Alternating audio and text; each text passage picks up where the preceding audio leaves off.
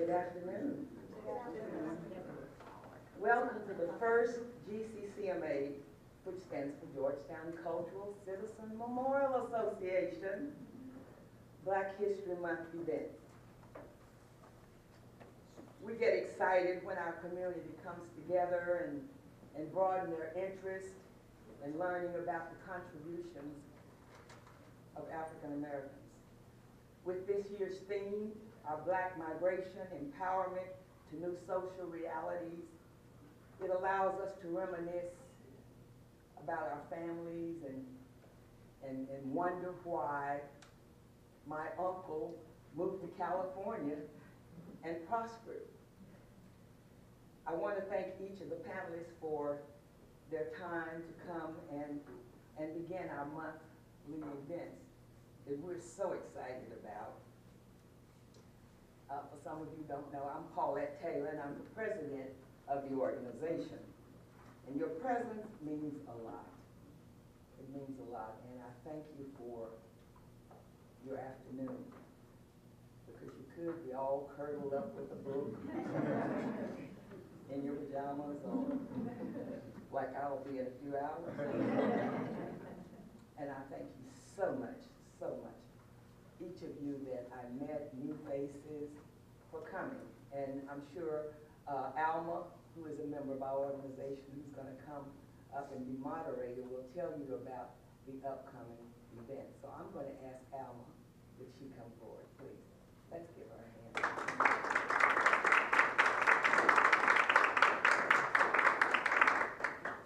Thank you, Ms. Paulette, as I call her. Ms. Taylor to others. She's Ms. Paulette to me. Again, thank you for coming this afternoon. I will yield to the end of our panel discussion to make the announcements about our upcoming events. Okay? Before we get started, I want to just share with you a little bit about the subject matter of today's panel discussion. As you know, that the theme about Black migration is our 2019 Black History National Theme. And basically, what it encompasses is the journey of Blacks from the South to the North. The theme focuses on the 20th century through today. Beginning in the early decades of the 20th century, African American migration patterns included relocation from southern farms to southern cities, from the South to the Northeast, Midwest, and West, from the Caribbean to U.S. cities, as well as to migrant labor forms, and the immigration of noted African Americans to Africa and to Europe and European cities, such as Paris and London, after the end of the World War I and World War II. The theme Black migrations equally lends itself to the exploration of the century's later decades from spatial and social perspectives, with attention to new African Americans because of the African and Caribbean population in the U.S. Northern African Americans returning to the South, racial suburbanization, inner city ghettoization, they call it the inner city ghettos form, health and environment, civil rights and protest activism, politics, mass incarceration, and dynamic cultural production. It's called the Great Migration, historically. And so, as we expound on the things in the panel discussion, I just want to kind of give you a snapshot view of what this theme is about and why we are expounding on it today through the panel discussion. At this time, I would like to introduce our panelists, and starting with, we have Ms. Shantice Etheridge. Shantice Etheridge, thank you. Ms. Shantice Etheridge, Chasity Hattley, and Jonathan Dade. Thank you all three for coming. Let's give them a round of applause.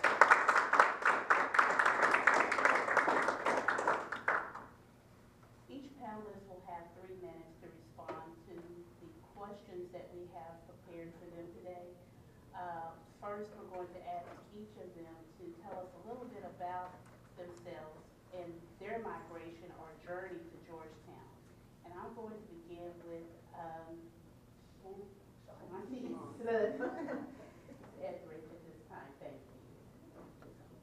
Good evening. Yes, it's Shantice. It doesn't have the U in there, so that's why she's having a trouble with it. So, living in Texas, I understand it's not personal. So I will start just to keep it brief. I'm a military child, so I claim no home. That's what we do. We don't claim a home because we move around, and so migration to me is wonderful because I don't like staying in Texas so long. I've been here almost 25 years, and that's too long. Getting used to moving every 4 years. So I've also lived in Panama. I lived there for 4 years, and I've lived in Louisiana for 4 years. I have a background mostly in education, early childhood. That's where I shine. And I have that because of my earlier education teachers and where I've been through the places. I'm always in my mind, I need to learn, I need to see more. I have 3 kids, all of them with different needs as well. I have a background in special education and my love is research. I've lived in Georgetown for 6 years. So I'm going on almost my 7th year of living in Georgetown, and I'm basically here because after not being a military wife anymore, it's time for change somewhere else. Hello, I'm Chasity Hattley. I am from here, born and raised. My family as well, they're from the Rocky Hollow area, Walburg, Texas also. I left in 2011 to go to college at Houston-Tillotson University, where I obtained my Bachelor's of Arts in Business Administration, concentration in management. I then came back to Georgetown, which isn't that far, but hey. So I'm back in Georgetown, and I continue to work in my community. I currently work for Accenture as a business analyst. I've been there for about 4 years. Yeah, my family's from here, I'm from here. Currently a candidate for my MBA. I go to Concordia, and that's all. Just because I want to make sure I'm respectful and start my little timer for myself. I really my name is Jonathan Dade. I'm a rabbi here in Georgetown. I also finished a book that talks a lot about racism and things that I would love to share with you a little bit later. I really liked your question, kind of some of the intro you gave, because it talks about the journey of my migration to Georgetown. I think it's important, especially during Black History Month, to say that I'm 5th generation slave American. So my journey started in Nigeria. That's where my ancestors are from. I recently did some DNA tests. I was over 80% Nigerian. And obviously we know how we got here. And then, and my parents, all of my relatives moved to Oklahoma. So I was born in Tulsa, Oklahoma. And then my dad was military, and then he got out and was very entrepreneurial. So we went to California. And that's where I spent most of my formative years, was growing up in Southern California. And then my dad moved again, and we moved to Dallas, Texas. So I graduated high school in Dallas, Texas. And then I went to Purdue A&M University, where I got a bachelor's degree. And that's a little bit outside of Houston. It's a historically Black college and university. I think that plays a very important role in the migration of Black people, being able to safe places to go to. From there, I joined the military, so I went all around the world as well. And when I was done with the military, I really asked myself, where did I want to live? And because of some of the things I have seen in the South, and even recently been witness to, I settled upon Washington, D.C. And I'm in an interracial marriage, so my wife and I thought the Washington, D.C. area would be great.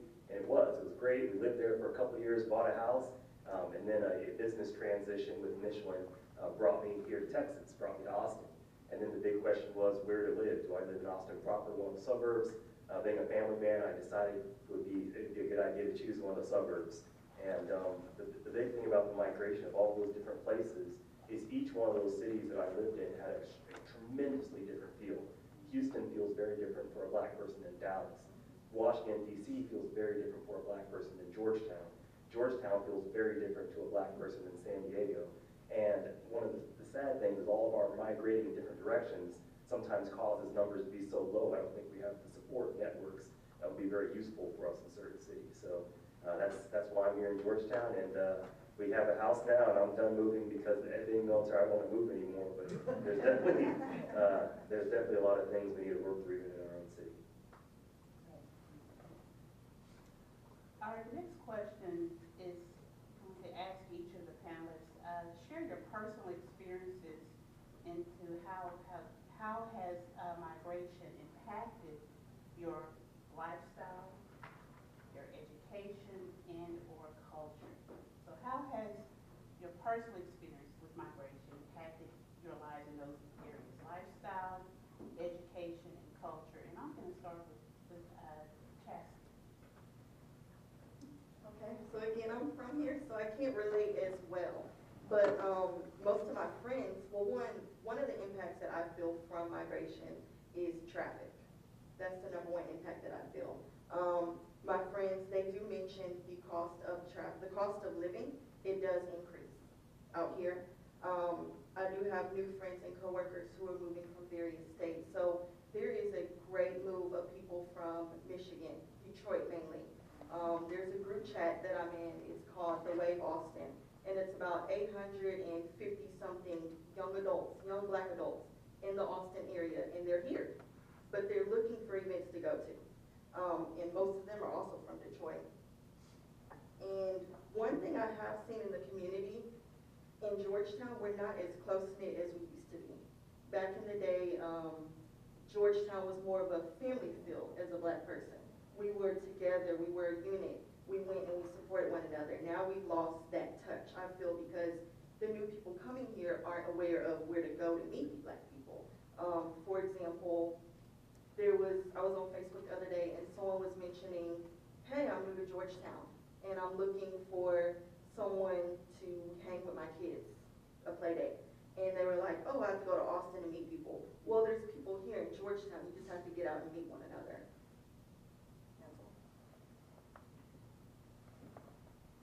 Same question. I will now yield to Shantice.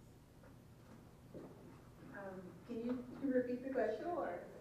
Okay, so basically from your personal experiences, how has migration impacted either your lifestyle, your education, and your culture? All right, so with my lifestyle, my parents being in the military has a great impact.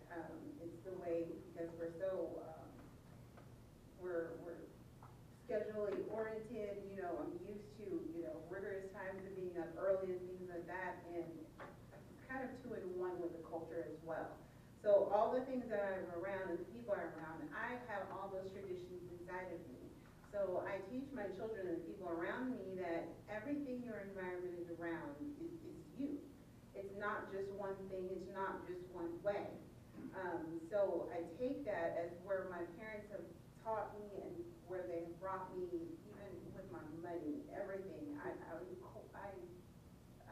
get everything from what's around me. So I use all my resources, I guess is a better way to say that, because I've been in after-school programs. I was seen to how to recycle. One time we went on a field trip to see how to recycle. Ever since then, I recycle everything in my home. And those things like, oh, really? I'm just like, look, we can reuse that, or reuse jars, you know. All of that was given to me when I was little. And so I see the value of everywhere I go and everything I do.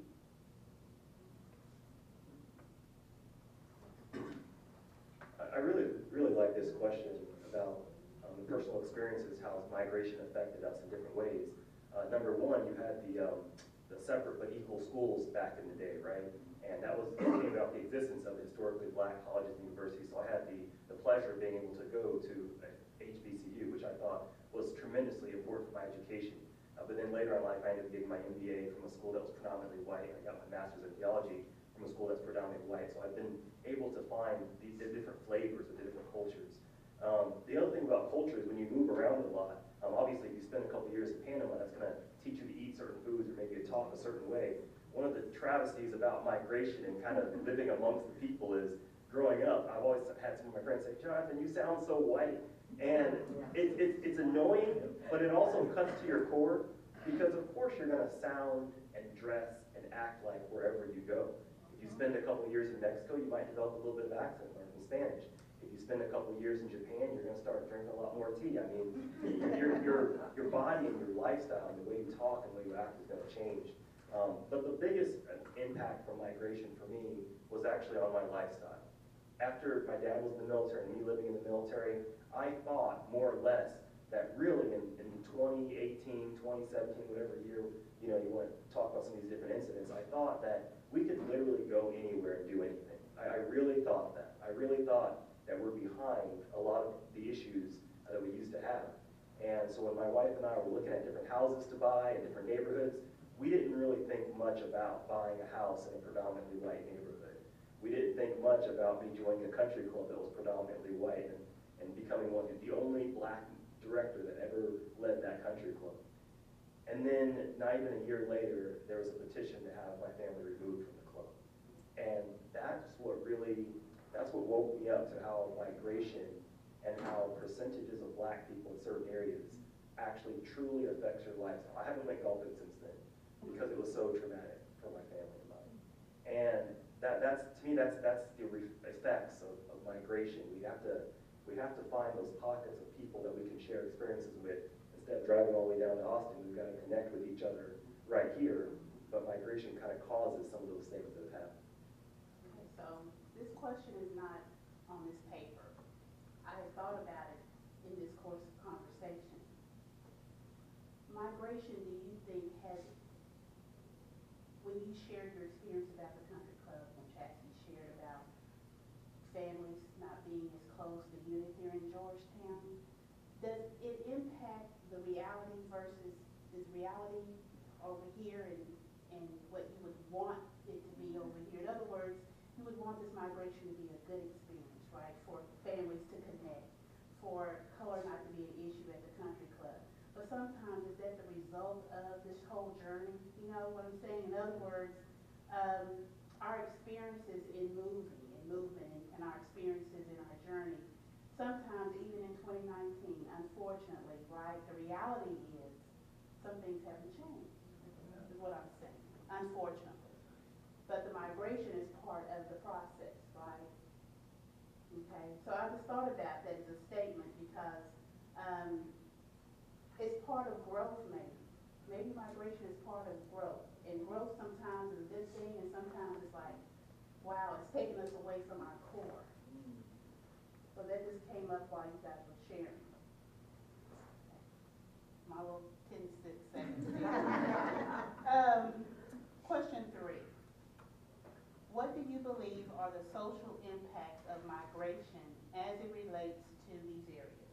Criminal justice, education comes up again, and or the economy of jobs. So I'm going to ask for a volunteer to start out on this. I'm not going to, who wants to start? Okay. I had a hard time with this question, I really did, because for me, criminal justice just statewide, to me, no matter migration or not, I feel it's the same as where before. The state, the whole United States has an issue with criminal justice and race. It's everywhere. I don't think that's changed no matter where you go. More blacks are incarcerated than other races. It's just, I think that's just across the board. It hasn't changed. And then I thought, well, why? Why is that? Is it because we've moved everywhere, or is it's just because, you know, are they really without? So for me, that was a tough one because I don't see a change in that. As for education, it's bittersweet. I think the problem with education, the North has always been ahead of the South.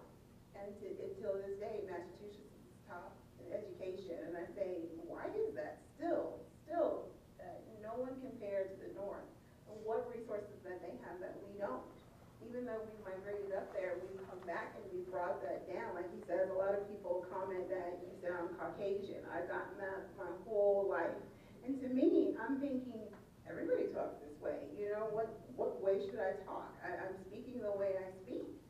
And that has always, again, irked me because my thought process is everybody talks this way. We all talk to where we can understand one another. What is so different about my voice that's different about your voice, you know? And then with jobs as well, jobs, it was a difficult one because, again, what we're seeing now, the trend is everybody's coming back south. My thinking is like, what are you doing? Like, why are you coming back south? Like, nothing's really changed here, even though, you know, those numbers keep saying, yes, jobs are growing, but the pay is still the problem. So to me, it's difficult, even though migration has brought these, ideas and awareness. It's like we're kind of repeating history. We're all going back down instead of going back up.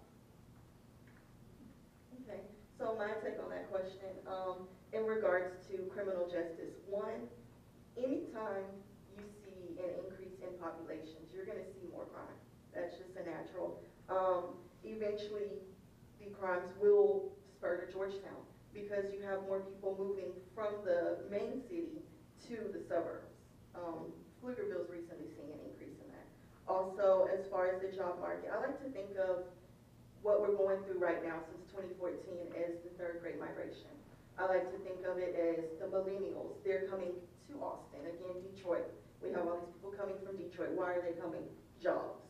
It's that simple. They're coming for the jobs. Honestly, the job market is booming in Austin. We have technology jobs that aren't elsewhere. We have Dell, we have Accenture, we have Apple opening a new campus, as well as the education. HBCUs are attended more. I feel that as an alumni from HT, the attendance has increased over time since I left there in 2014. Also, one thing that you see at an HBCU is also other ethnic groups are now starting to attend. You see more whites, more Asians. It's not just, oh, it's a black school. Yes, it's historically, but it's open to everyone.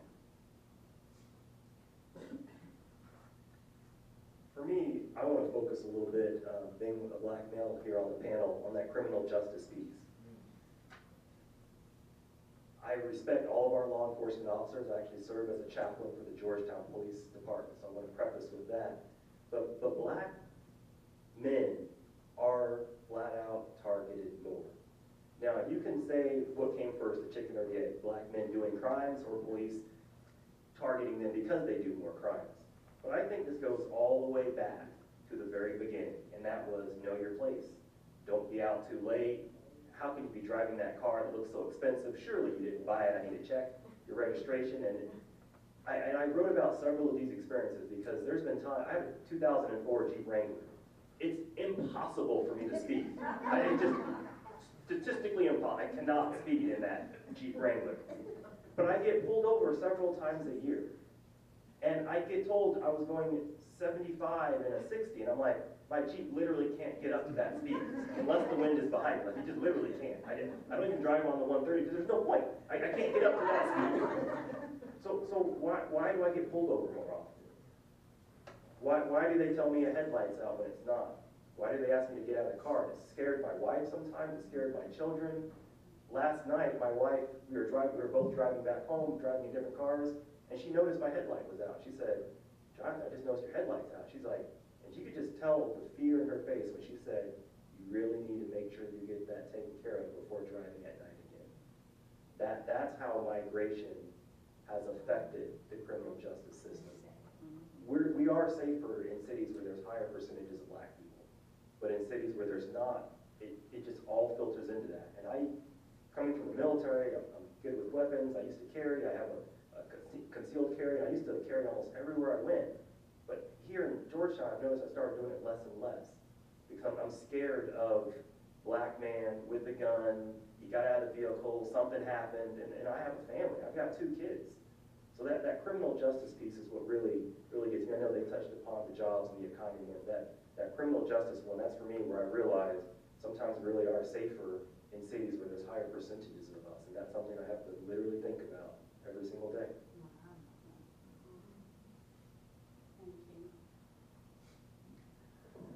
Another question that we'd like to ask is, what do you believe are the social realities of migration for future generations as it relates to technology, housing, or education? So again, what do you believe are the social realities of migration for future generations in these areas as it relates to technology, education, and housing?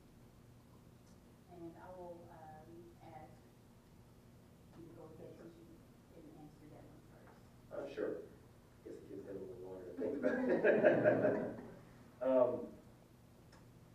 Unfortunately, there's still discrimination in many different fields. Thankfully, I haven't seen it personally in the technology field as much. So I believe that through the migration, through the education, we're able to infiltrate the technology realm. I think we're still dealing with the issues in housing and in education. The way my professors treated me at the HBCU, at Prairie View, were very different than the way my professors treated me at an all-white school. And I say all-white, obviously, there were other individuals there, but you could feel it. I could feel the difference between a professor who just wanted me to succeed.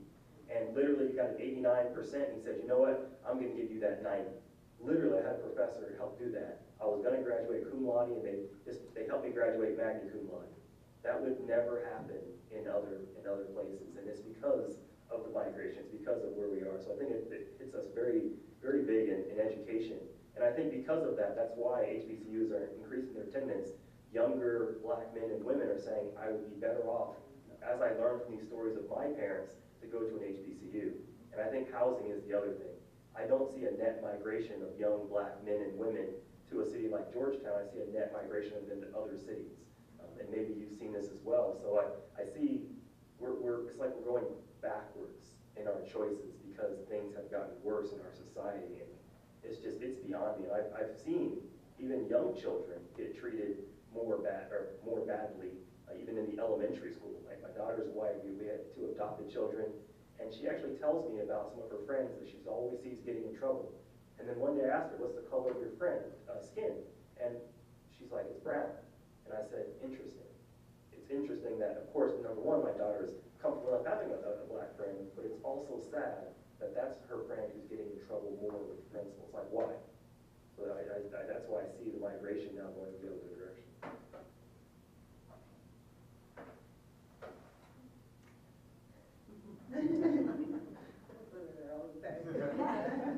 We're training in Mike, so just bear with us.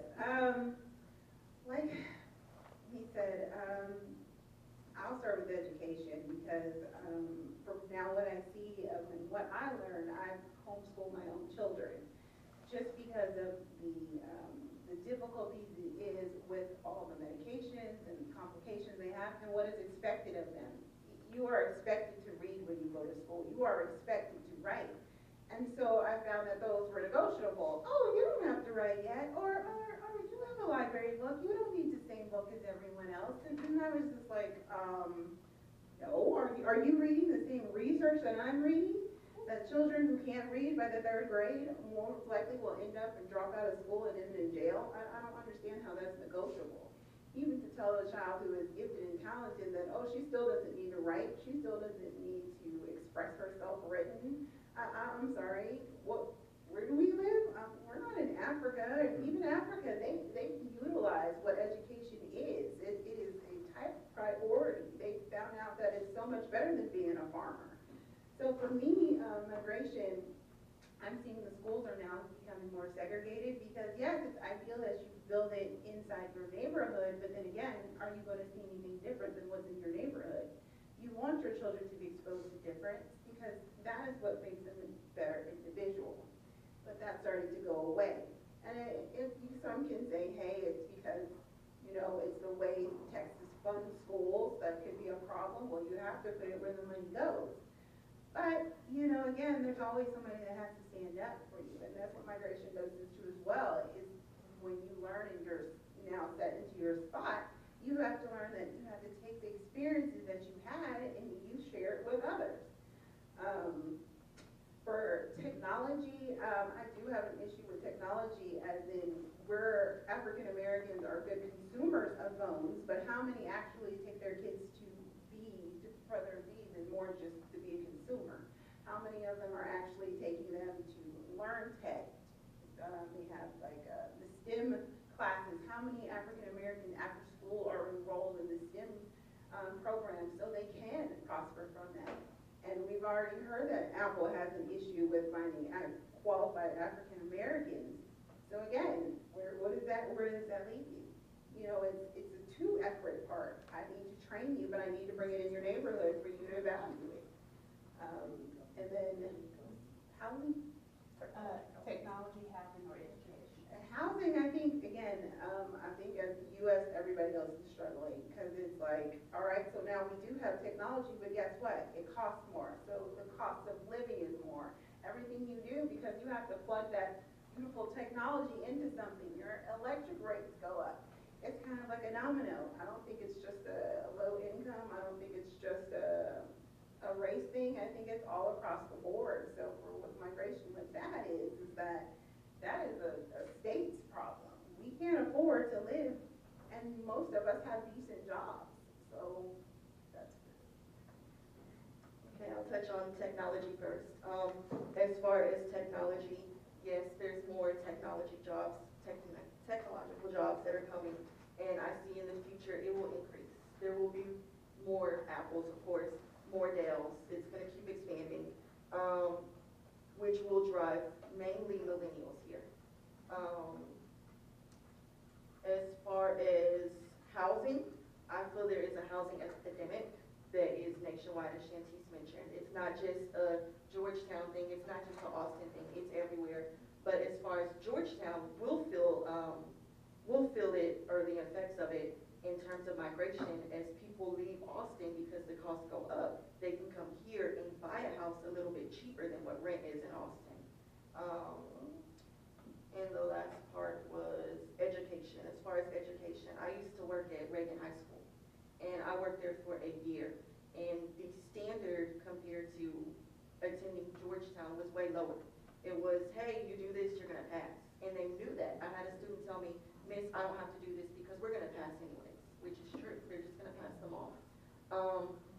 We have to, as a community, we have to set our standard and reach out there to students and say, hey, this is going on at a college, do you wanna go? This is what STEM is. You can get in it, you can do it. You can be that next person who invents an iPhone, who invents this or that, but they have to be exposed to it. Thank you.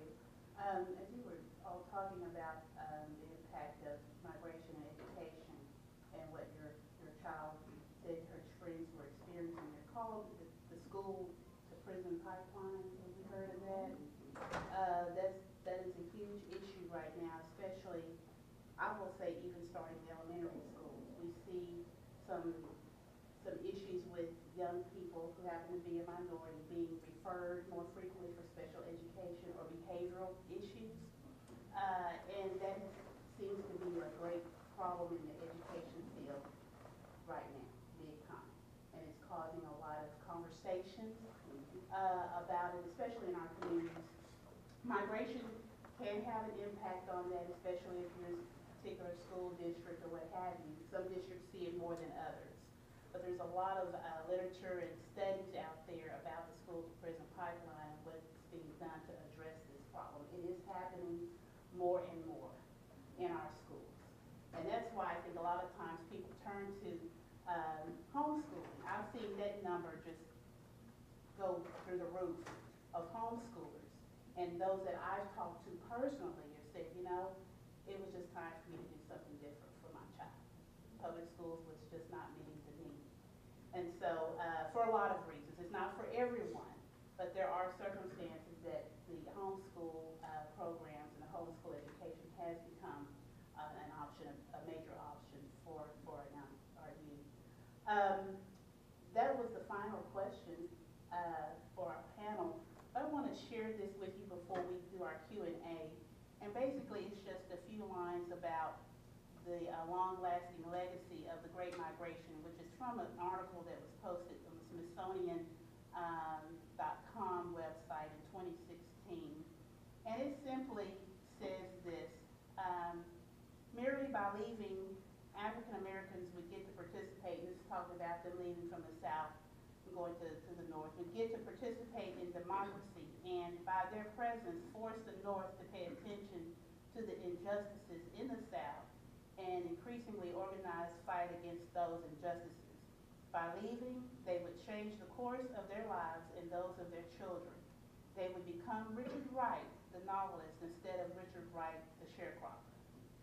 They would become John Coltrane, jazz musician, instead of Taylor.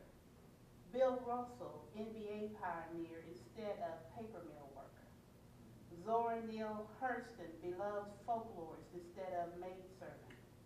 The children of the Great Migration would reshape professions that, had their families not left, may never have been open to them from from sports and music to literature and art, Miles Davis, Ralph Ellison, Toni Morrison, August Wilson, Jacob Lawrence, Diana Ross, which will be on the Grammys tonight, by the way, just saying.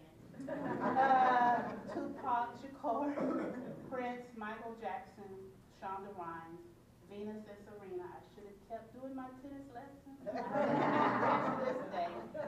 And countless others. The people who migrated would become the forebears of most African Americans born in the North and West. So with that, we are going to have our Q&A, but let's give our panelists another round of applause.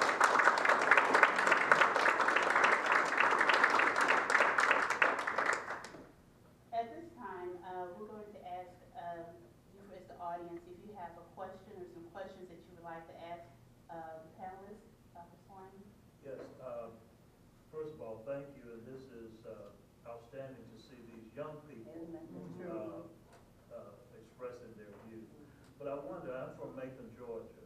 The state of Georgia had the first African-American female running for governor in the country. She spoke last Tuesday as the Democratic voice after the President's State of the Union address.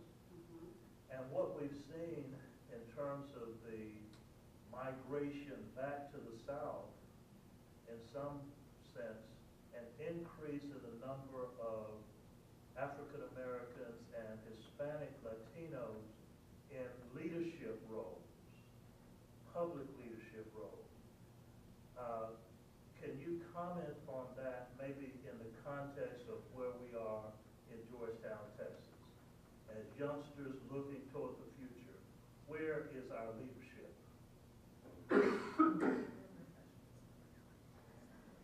I think Dr. Swain knows I do a lot of work with the governor and with the state representative here. I think your question answers itself from the standpoint that is part of the solution. I think education is important, but then also leadership, especially being politically involved. And it's a little bit scary because I've seen different things happen in Georgetown, but that's my next goal, to figure out a way that I can put myself in a leadership or a political way. Because if there's not enough black leaders, black elected officials, our young people, my children, won't have anything to look up to. They don't have the ambition. But I'll tell you, Dr. Swain, it's very scary because even the idea of me trying to do something like that here in Georgetown, I imagine the difficulty that's going to face, winning or not winning. But it's something that I'm looking forward to doing probably next year. All right.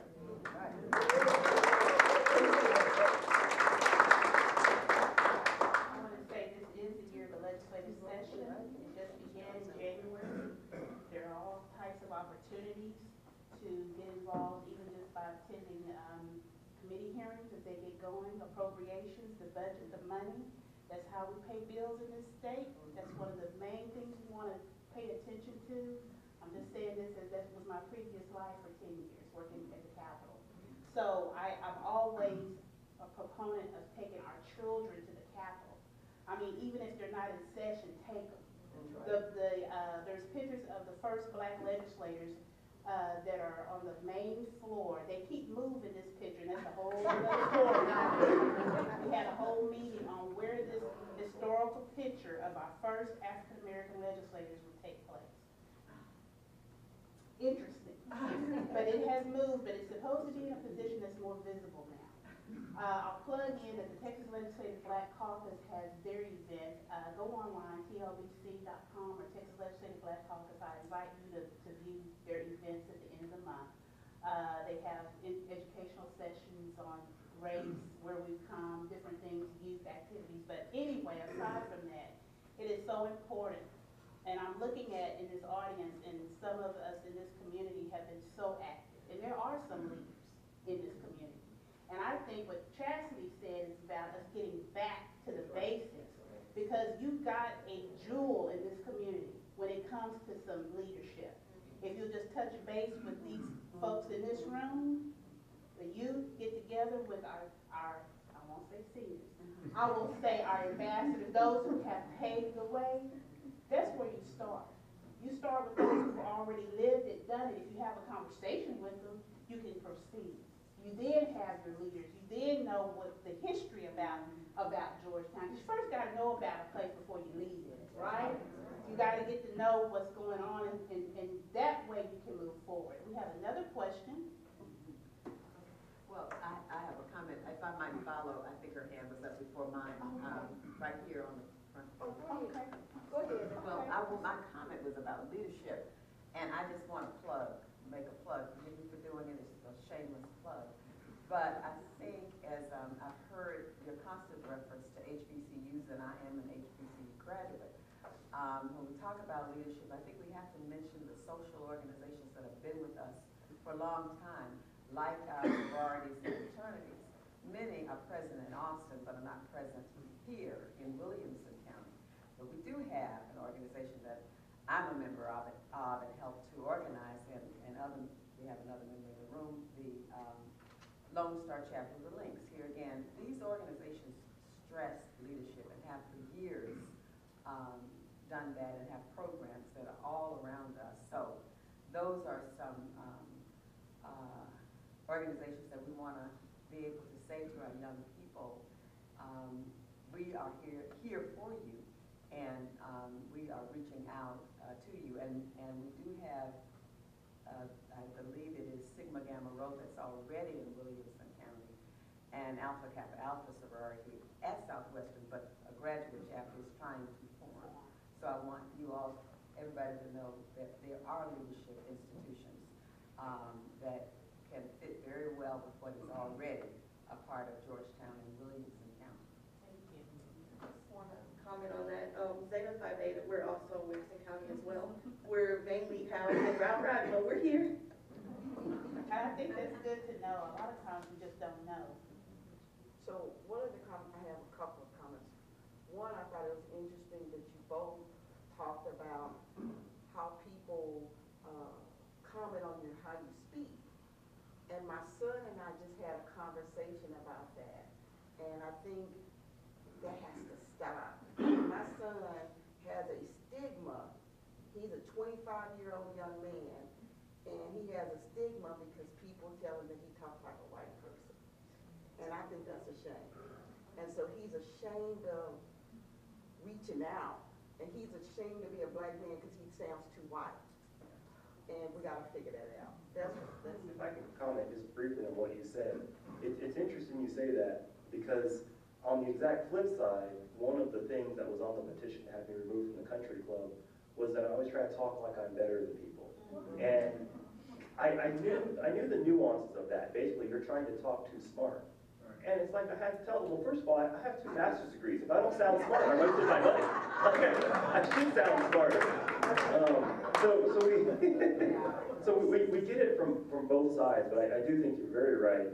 Our community does not need to look at each other on how we dress or how we talk, but by the content of our character. If we're continuing to advance things and do things and be movers and shakers, that's the more important And not thing. try to dumb yourself down because of what, trying to fit in. Right. On both sides, you around too many white people, you want to sound like you're black, you around too many black, it's like, stop, I think, be you, be you.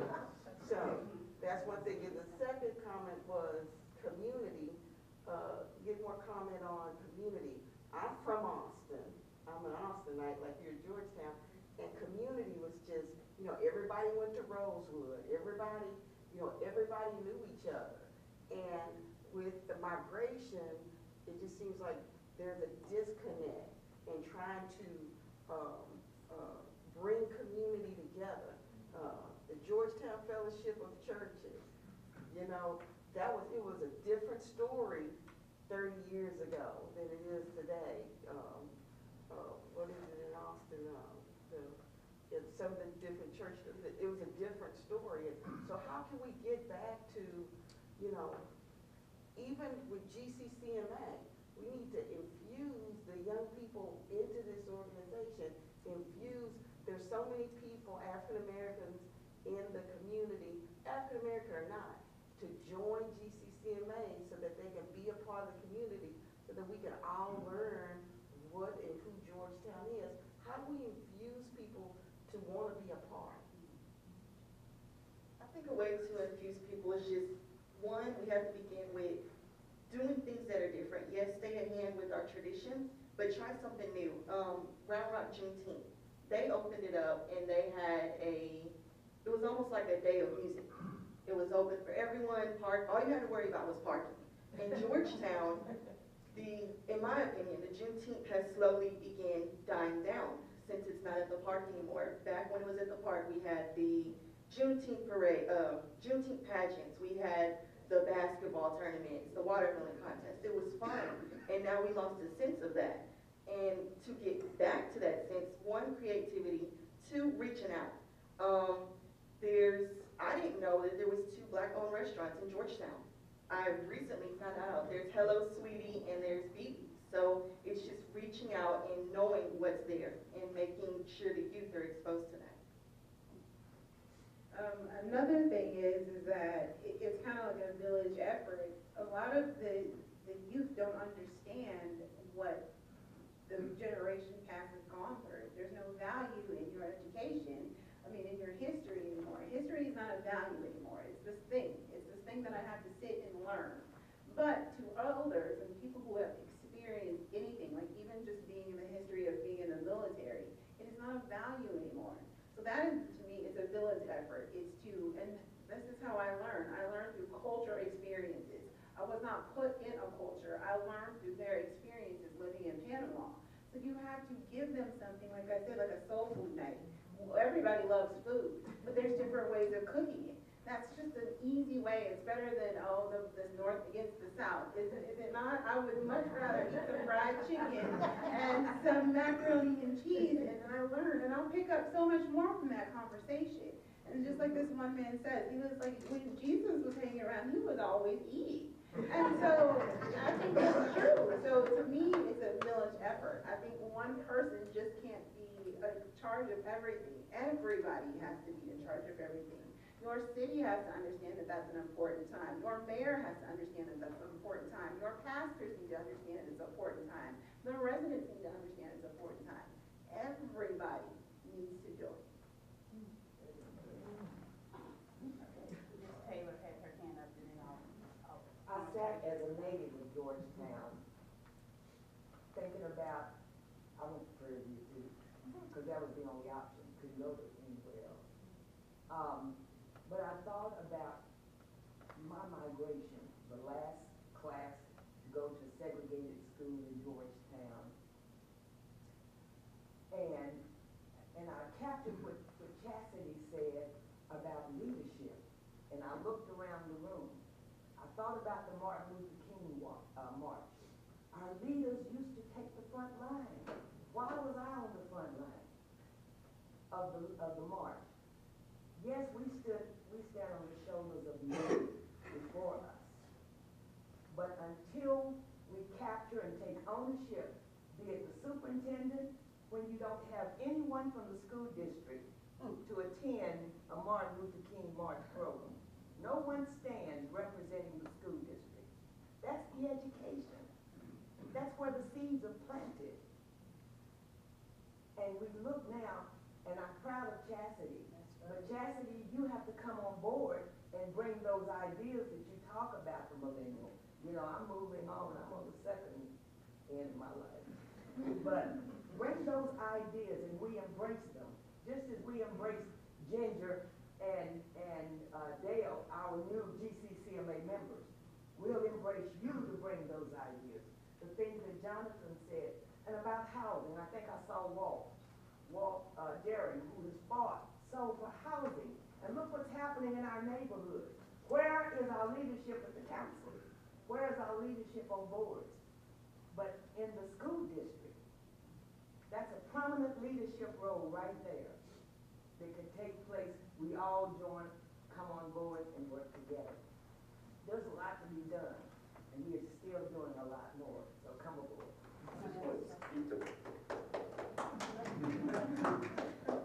I just wanted to speak to just one thing you said. I think I'm very thankful for the leadership we do have in the city, and there are many competent individuals.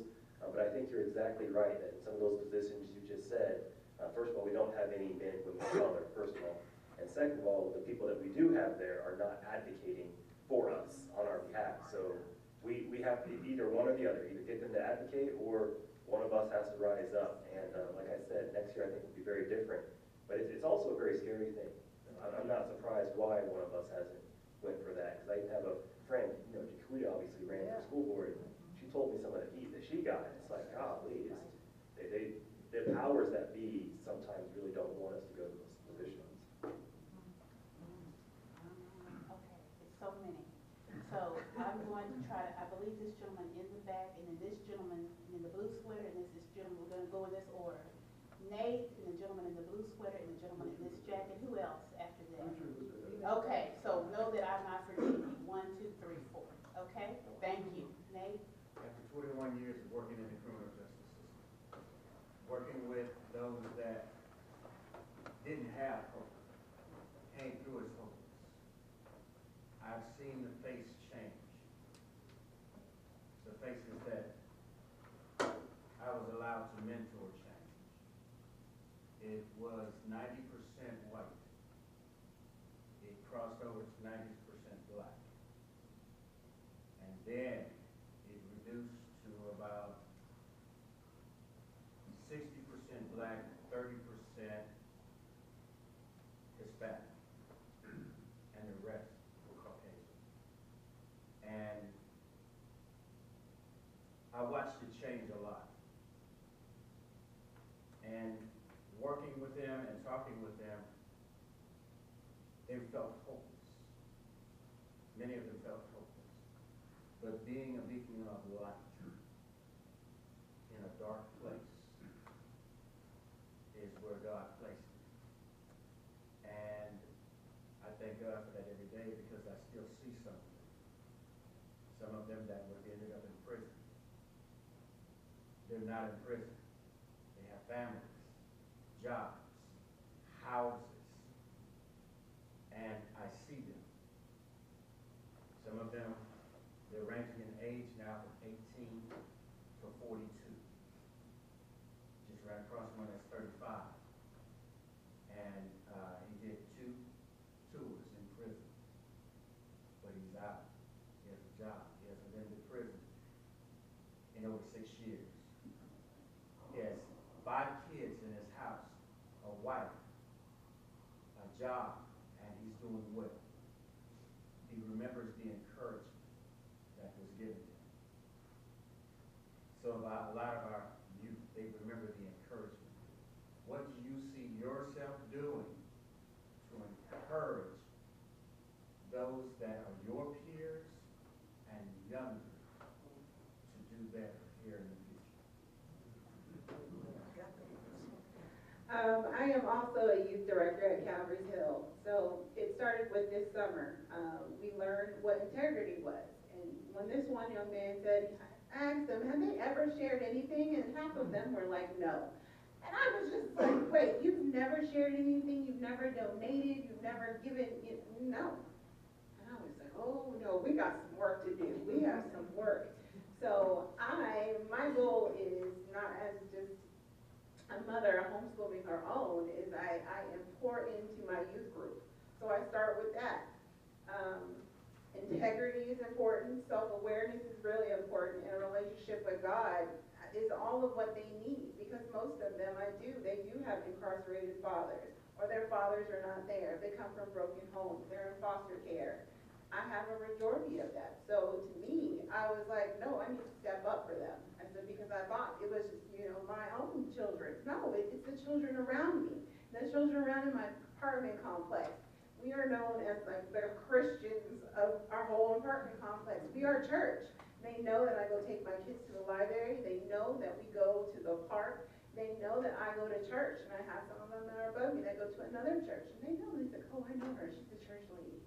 And so it starts just, my behavior starts it all. That they're starting to see, like there was a group, and I told the little boy, I was like, if you come, you get a snack. And they were all looking at me, can you take me too? And so for me, I am doing it. And I see the need, and I'm trying to get others. I am meeting that there's all these resources that I didn't even know was available until Wednesday when I went to the Georgetown project collaboration to see about 40 people in that room. That's 40 different organizations of people trying to help and get, especially to the southeast part of Georgetown. I'll just be real brief to give time for the other questions. The way that I try to encourage, obviously in our congregation I serve as the rabbi at, I try to get a lot of our young children involved in the service. We have a young lady who's 12 years old. She's on one of our worship teams, and she's led some songs before. And we actually have several black families in our congregation. It's letting them know you're just as equal here. I mean, the leader of the congregation, myself, I'm black, so it's just showing them what we can do. That's how we try to encourage. But one of the other big things, when you're mentioning all the different titles of people of color earlier, one of the ones I really gravitated to is novelist. There was a time when we weren't allowed to read or write. Like, we just weren't allowed to.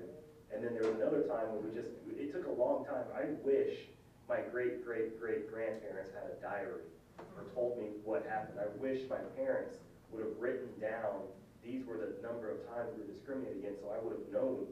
And maybe it would have made me not want to move to a city like this, you know, but we don't keep enough records, and that's why one of the most important things I did in my life was legacy, was writing that as a legacy to say, this is how it was. And I think we need to encourage our children to read.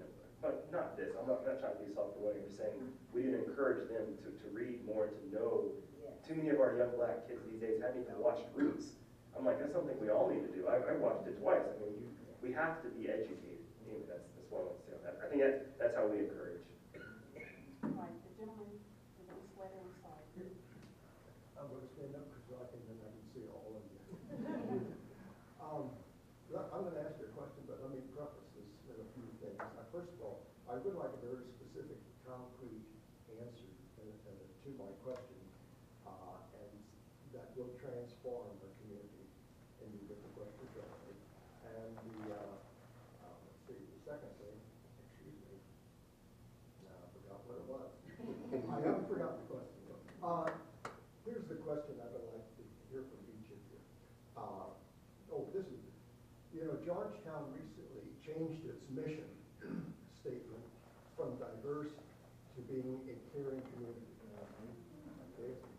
My question is, what specifically, what priority do you think that we need to address to make Georgetown a more caring community for all and a better place to live? I believe that starts with working together, coming together as a community, whether white, black, Hispanic, we have to all work together as a unit.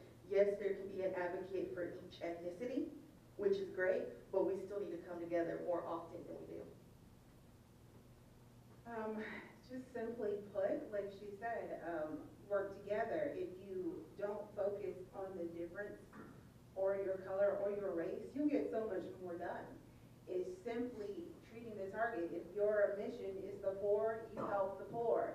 If your mission is to care, if your mission is to heal medically, then that's where you go. You find your medical patients. It's just as simple as that. If the mission is to care, you care. Just like the neighbors stepped up in Houston when the Coast Guard couldn't get to them, what did they do? They went and got their own boats, and they did it themselves. You don't wait on others. You do it yourself. Pastors are doing it. They care for their congregation. Doctors care for their patients. You don't have to wait for someone to lead. If you want to do something right now, you go and do it. Don't wait for someone to lead you. Unfortunately, I won't be able to give too many details on my answer, but I think we either need a black superintendent, a black mayor, and or a black city manager.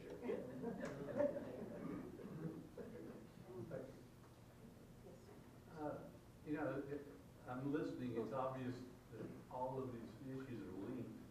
And what I'm thinking, you mentioned earlier that you think migrations of African Americans are moving away from Georgetown.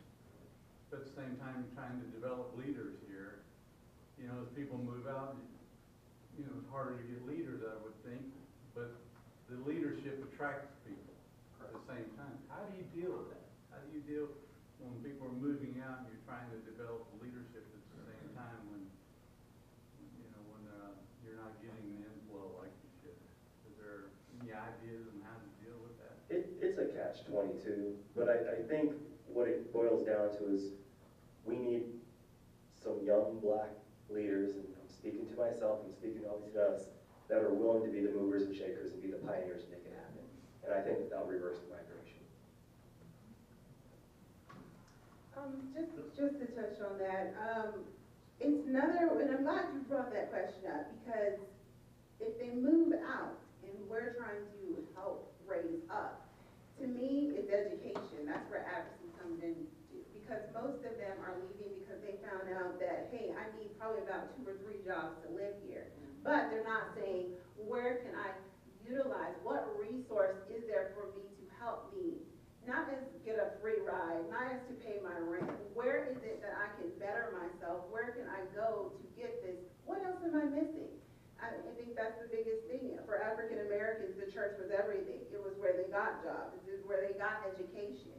So just being, I'm just going to go where one source could give me everything. But as leaders, we have to say, no, you have to adapt.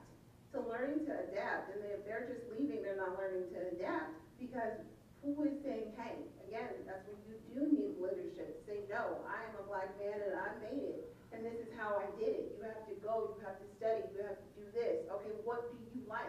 Well, this is the way you can take it. That has to be available as well. All right, sir, and then. I think I'm yeah. sorry, ma'am, you first, and then this gentleman. Thank you. Go ahead. Thank you. The discussions have been phenomenal. And I am an HBCU graduate engineer for 39 years. Hated this area. When I graduated from college, I had a job in Houston. It was wonderful. I was embraced. And the relationship. So I don't want to go and talk about my history. I just want to say this is the last place that I wanted to live, was in the Austin area. Because there were a few black leaders, well, not leaders, but blacks that were successful, but they were not embracing others and helping us up. Well, I think that God saw fit for me to move back here because I had so much passion about that. When we are in a position to help each other, let's help each other. And my question to you is, what you're seeing, Jonathan, is absolutely correct. It's a catch-22. We don't have enough black leaders or managers. I've been a manager for over 25 years, and I'm not afraid to hire a competent African American to do a job that's needed. So I just encourage everyone, when you have the opportunity to do it, but I want to ask you all, what do you all see? Do you all see that same issues, that there are some successful African Americans in this area? Are they helping others move up and be successful? I feel that, yes, they did help. From being from here, the leaders that were in place helped me get to where I am today. For example, Ms. Paulette Taylor. We went to UT, I don't know how many times, to see the MLK statue and just to walk the campus. I remember one time driving by HT with her. It's being aware, and that has to continue to stem down each generation. There needs to be a time where we get together as a community and we have STEM workshops. You're an engineer, let's put it together. We have to work together. No, I don't think that there's enough leaders that are going out of their way to help other people. Maybe, obviously, you've mentioned a couple. There are some. I'm not saying there's none. But I can't find a black mentor that would go out of their way to schedule lunch with me, even if it means driving across town or someone in my field because they're too busy. But I have white mentors that are not too busy, and they found a way to do that. So, I'm not trying to condemn anyone in this room or anything like that. I'm just saying, and maybe some of you are in very different fields than myself, but no, they don't go out of their way enough to make it happen. I'm sorry. Yeah, I'm gonna answer that real quick. I just thought about, as she said that, there is one that I met, and I didn't even know that she was the first African-American black judge until I saw her in a women's church meeting. And I was just blown away. I was just like, wait, what? Like, you work where? You do what? And ever since then, I haven't even heard anything about her. So for me, if it wasn't for just me happening to be at that event, I still wouldn't have known that there was a black female judge in the court. So, I mean, you don't want to draw attention to yourself at the same time because you want to just be treated like everybody else. But that, my God, is a milestone, and I'm sorry, there are people who need to know about that. But as you said, you don't know.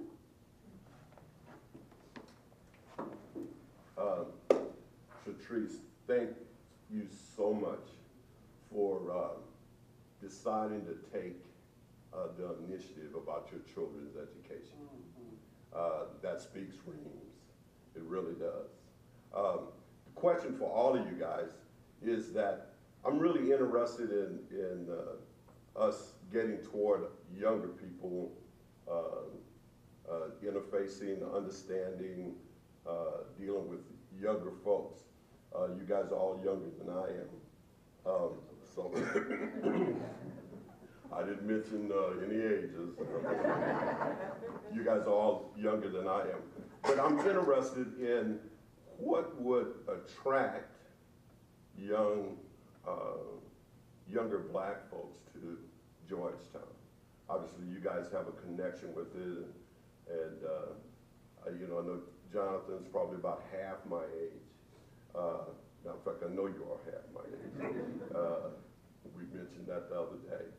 But for all of you guys, what would attract a younger group of, you know, people that are in your age category to Georgetown? What would be the if you had to wave a magic wand, 2 things that would attract younger African American people to Georgetown? For me, it would be more millennials. I don't see enough black millennials in Georgetown, period. That would, one, you go where you see people that are similar to you. Another thing that would attract is just more events. I love throwing events. That's one of my hobbies. And I'm willing to put together a happy hour just to try to get people in Georgetown to come out. Even if we do it at BB's, we need just to come together. I'm glad you asked that question. That's actually what we're trying to embark, because we need to try to get these families of these children who are broken. And a lot of that is they have a lot of brokenness, but where is it to go in Georgetown to, you know, talk about those brokennesses? That's word. So our idea is that we want to do community birthday parties so we can get to know the families, get to know the people and the children. It's kind of like, and then connect them to the resources. So that is exactly what we're embarking on, is trying to get those people that are there. Because in my apartment complex, I don't know about y'all, but I'm seeing African Americans every month new that I know are not from here. Because when it started out, when I got here, it was like 5 of us. And so now they're starting to become the majority over there. And we're seeing more police presence. We're having more issues than normal, like someone almost got robbed in the laundromat. After almost living 6 years there, we have never had anything to that magnitude. And so it's a very daunting question. What does bring them here? Because I was like, well, where did y'all come from? Most of them say they're coming from Killeen. And so I thought that was interesting. It's like from Killeen to Georgetown. You had a very great question, and maybe I'm speaking just as an MBA, but I think it would not be, if I could just wave a magic wand, I think if we had a black chamber of commerce here in Georgetown, that would be a very useful thing. It could include black business owners, but also businesses that are intentionally reaching out to the minority community. It doesn't have to be a very large black chamber of commerce, but I think if we had that, again, as a business person, when I'm looking at cities to live, I'm looking at where's the schools, what kind of chamber of commerces are there, and that would be a very strong indicator that this would be a smart place for a young black businessman to move to. Another thing that I think is trying to get more of our black families into churches somewhere. I think if you walk into a church and you're the only one in there, then it just makes you want to walk back out. If we have more black churches or more churches with black people there, I think that is going to foster a sense of community that would really be very useful.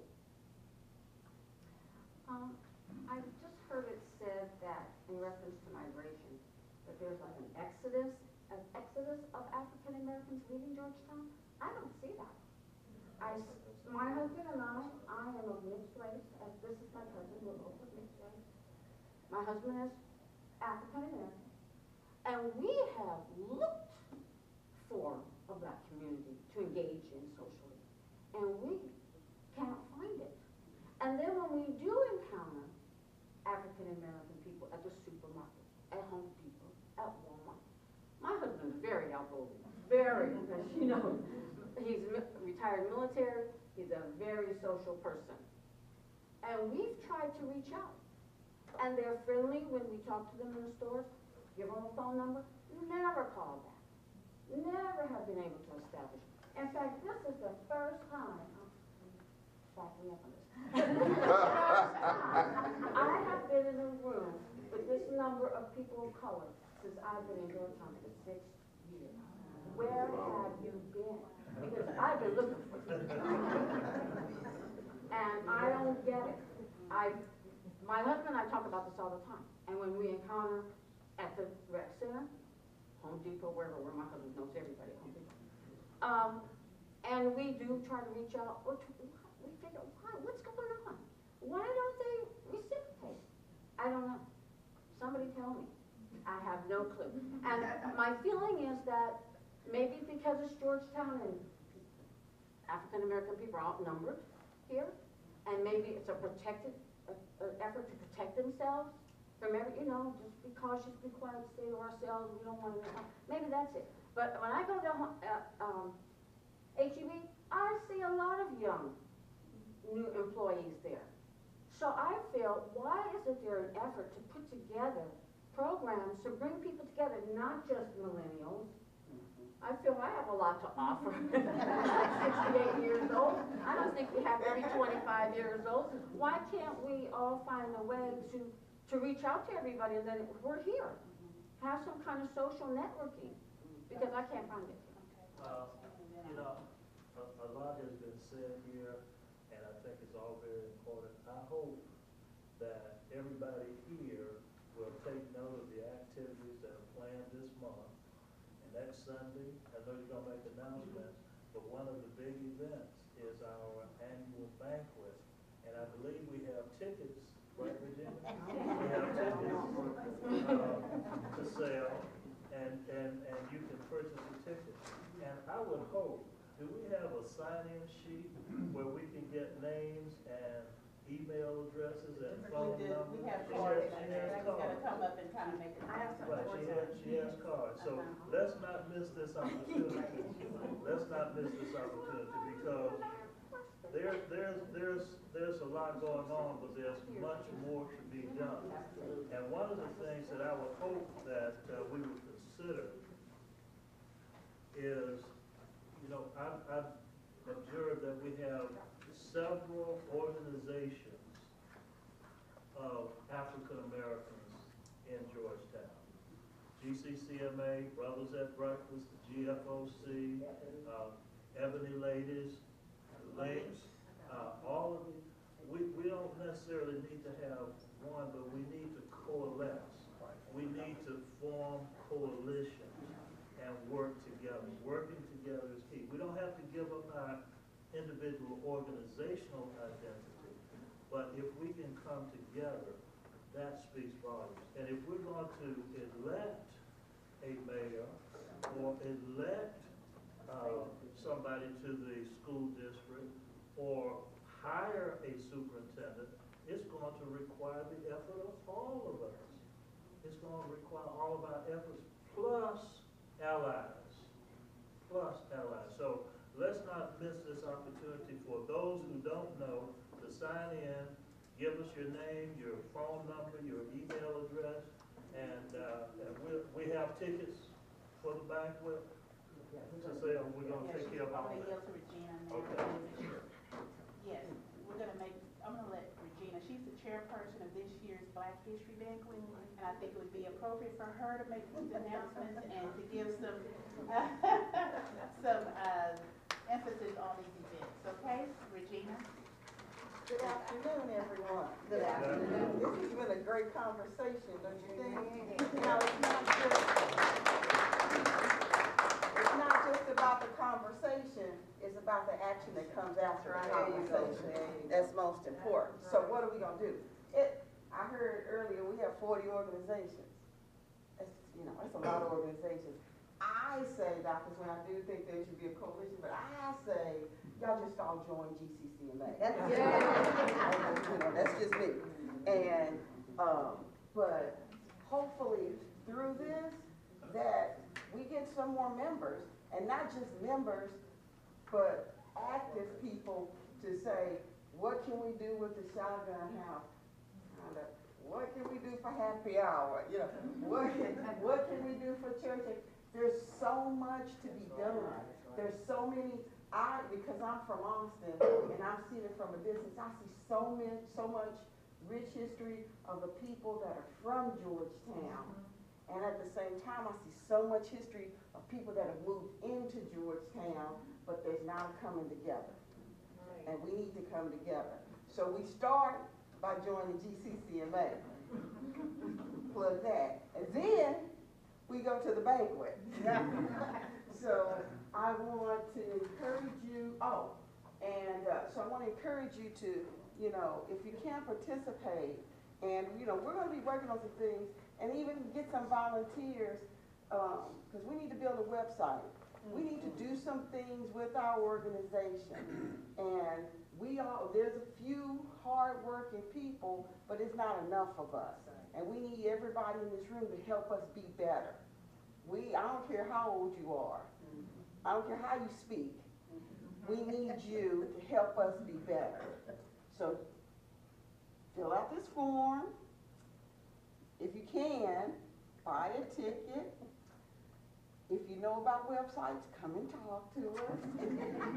And then we have the Shotgun House tour is next Sunday. If you want to know a little bit more history, come to the Shotgun House. Paulette and others are going to be doing some reenactments. They're going to give you a tour of the Shotgun House, talk about the specific history of Georgetown, and it's free. Donations are welcome, because we do have to pay expenses for Shotgun House, the Willie Hall Center. So much is going on. So please come support the organization, support our efforts, be a part of the efforts, because the only way that we can make things happen is if we do it together. I think if we can leave here and not just talk about it, but be about it. And I like the Black Chamber. Okay, let's talk about doing it. Because I'm about, we can talk, but what are we going to do? So I'm going to turn it over to Paulette, if that's okay. And can you talk a little bit, 2 minutes about what we're doing with the youth? Oh, yeah. Oh, gosh.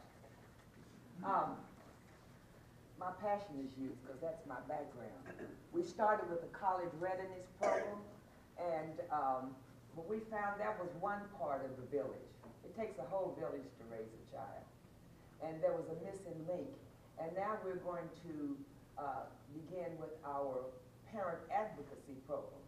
We're going to have parents coming and dialogue, and they don't realize that they're going to become the facilitators themselves, because they, as Shantice says, they are rich with their own skills.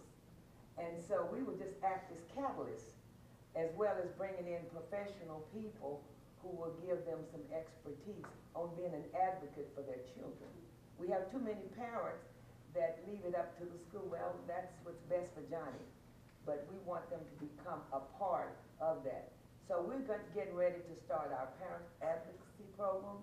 And I just have to comment on this latest comment. You've been here 6 years, and we've done 66 Juneteenth. And this will be our 37th Black History Banquet. And to the west of Austin Avenue, you will find a church that's 149 years old. Raise your hand, Joyce. We've got members from that church. You will find historical churches.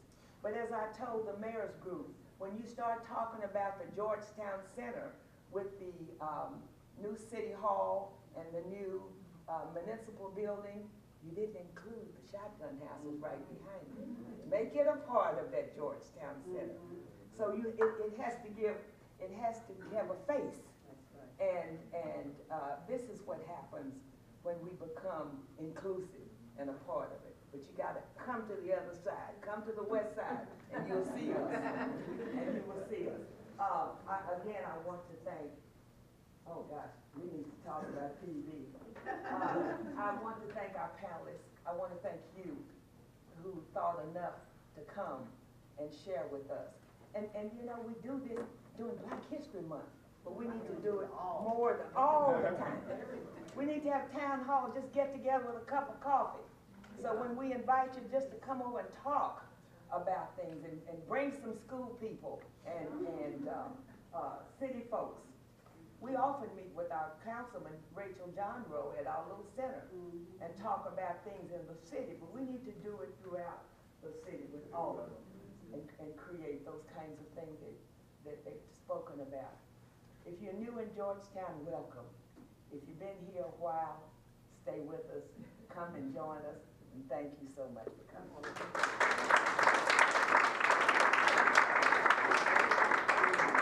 And we'll see you next Sunday, because this is going to be good. We're going to give our panelists a token of appreciation, a certificate of appreciation. We're going to give them, and thank you so much again for your time and coming and just taking the time to have this conversation and sharing with us today. And Juneteenth is coming up. I am the chairperson, Chasity. All right, so we're gonna do better, right? Okay, so let me go ahead and give the certificates out, and thank you again, everyone.